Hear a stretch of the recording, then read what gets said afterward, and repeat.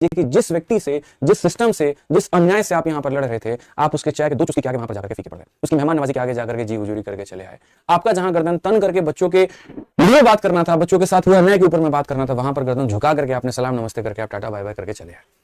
और जो लाखों करोड़ों जो बच्चे यहां पर आपके ऊपर में विश्वास जमाए थे, उनका विश्वास 2 मिनट में खत्म हो गया, सिर्फ और सिर्फ आपकी चाटुकारिता के चलते।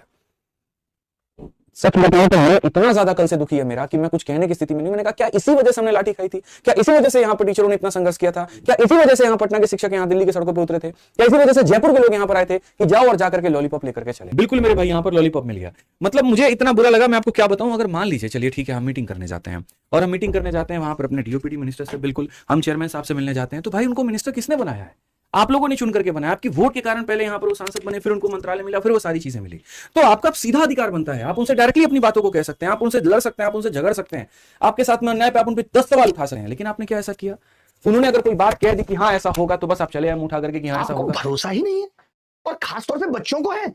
लेकिन जो वो कोई टीचर उनका आके बोलता है कि कुछ नहीं हुआ बेटा, आपको तो सिर्फ लॉलीपॉप दी गई है। लॉलीपॉप देने के लिए इतनी बड़ी मीटिंग होती है? आप ले आते हैं ना चॉकलेट, हलवा समझते हैं आप? कोई भी एक मीटिंग करके दिखा दीजिए आप, और ले आइए कुछ।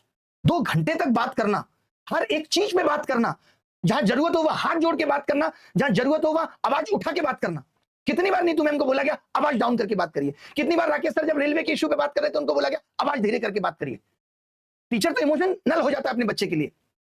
आप तो किसी के एफर्ट को समझ ही नहीं रहे। मैं कहता हूं कि किसी ने थोड़ा बहुत गलत कर भी दिया। तमाम लोगों को यह दिक्कत है कि कोई शिक्षक अगर अंदर गया है तो उसने बाहर आके वीडियो क्यों जारी कर दीजिए? इन सब चीजों से बच्चों के हितों का क्या मतलब है? किसी को प्रॉब्लम है कि आभास भाई गाड़ी में बैठ के तुरंत वीडियो क्यों बना दे रहे?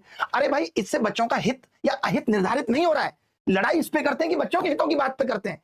कौन गलत है, कितना सही है, इसको अभी साइड रख दीजिए। इससे कुछ नहीं होगा। और सिर्फ अपने आप को महान दिखाने के लिए कि नहीं कुछ नहीं हुआ है, सिर्फ लॉलीपॉप और चूरन मिला, ये शब्द है आपके। शिक्षक होने की गवाही देता है कि सिर्फ आपको एक दूसरे को नीचा दिखा